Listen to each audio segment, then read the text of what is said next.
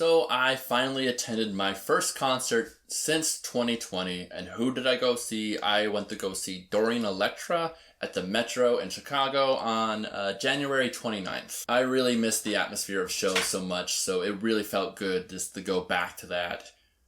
And I have this rambly little vlog that I'm going to do about it with my notes here, so let's go. If you don't know who Dorian Electra is, they are a pop musician specializing in hyperpop music. If you don't know what hyperpop music is, it's basically loud, annoying music for gay people. But real talk, I love what Dorian is doing currently with the My Agenda album. I really like how they are taking 2000s incel cringe culture aesthetics and making that into art, making a statement out of that. If that sounds interesting, I really do recommend you check out their album. If it doesn't sound interesting, well, fuck, I don't know what you want me to do about it. So I get to the venue about an hour early, only an hour early because it's still fucking winter. I was not shocked to see how much colored hair was in line when I got there. In fact, the whole crowd was basically girls, gays, and theys. You know you're with an audience that don't fuck around when you see someone hit a bottle of poppers before the main act. It's safe to say I felt at home with these people. These were my people. The only thing I don't think I really liked about it is that it was an all-ages show, and I hate all-ages shows because, I don't know, I'm sorry, kids don't know how to act at concerts sometimes, and it just makes me feel older. I don't like feeling older, whatever. So the doors opened at 7. I was relieved to see that the coat check was front and center so I could get rid of my winter armor right away while I'm trying to rush in and get a good spot. It also amused me greatly that the frisk line was divided between men and women when the artist performing is non-binary, so that was worth a sensible chuckle. I heard something similar happened with the 100 Gex show. One of these people are going to figure out, man, you just cannot do that with a hyperpop show. You cannot do that. So I get in, I get a good spot, and one of the best things about this venue is that it's not too big, not too small. I feel like if you were even in the back of the crowd, you would still have a good view of the artist on stage. The show started with 2 opening acts, Lustig Puppy and Siouxxie. Siouxxie. I don't know how to say their name. I know Dorian said it at one point in the night, but it just did not register. I'm sorry. If you know how to say the name, let me know. I mean, it's like a Gaia Online name if I ever fucking saw one. Now, unfortunately, one of these opening acts really killed it, and the other one was Siouxxie. First of all, I want to say that I don't look up opening acts too much when I go to a concert. I like to be pleasantly surprised, and if I'm impressed, I will definitely check out that artist later. I am definitely doing that with Lustig Puppy. She was all that and a bag of fucking spicy Doritos.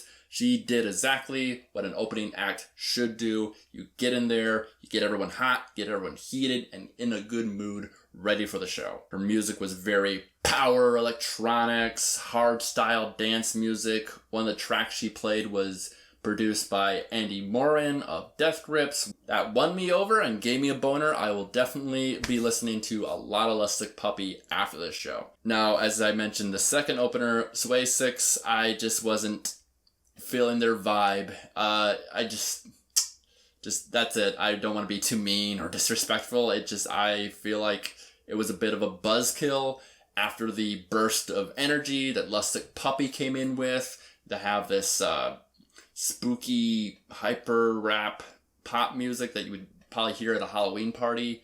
It just did not work with me. I don't think the crowd really kind of vibed with it that much either, but I did look up some of their songs online, and there was 1 or 2 that I did like. So there's definitely something there. It's just this night wasn't it. There also seemed to be some sort of altercation between like their hype man and someone in the crowd. I heard someone like threw a punch in a mosh pit. Either way, the hype man insisted that they, to security, that they stay for Dorian Electra, so I'll give him that.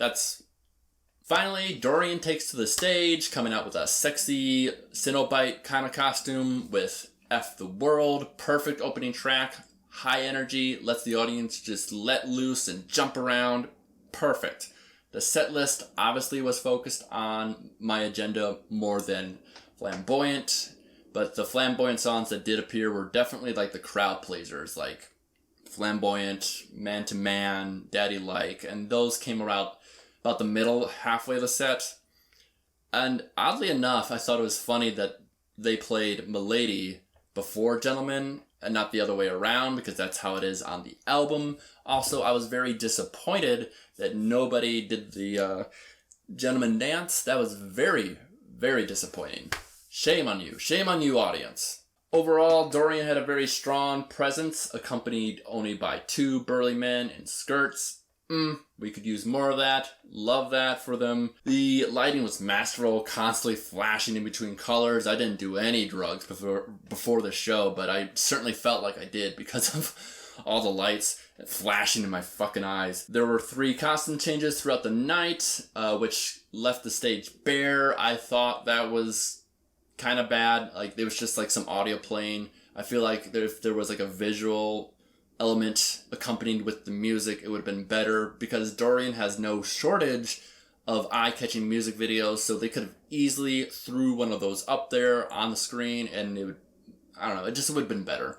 It was difficult to determine the live vocals from Dorian because the backing tracks were just so pronounced, and this was something I was expecting because there's a lot of features on this album, and not everyone can be there. However, it was really hard to distinguish between what was a live vocal because it was either buried into that mix or just so heavily affected that it was just hard to decipher which was which. Also, lip syncing, that's not entirely unheard of amongst pop musicians, especially like your Britneys and J-Los or whatever. But these are type of pop musicians usually are doing a lot of dancing, which is why it's okay that they're lip syncing. Dorian doesn't dance very well. That sounds like a diss. Dorian doesn't do a whole lot of dancing. However, they do have a very strong theatrical presence, and they got that down perfectly. Also, I want to mention near the end of the show, I found some kid's ID on the floor, and I just made it my mission to make sure that that kid did not leave without their ID, especially since they were from like fucking California. And I was like Terminator, scanning the crowd, making sure I found them, and I did. It was one of the best feelings ever. It was great.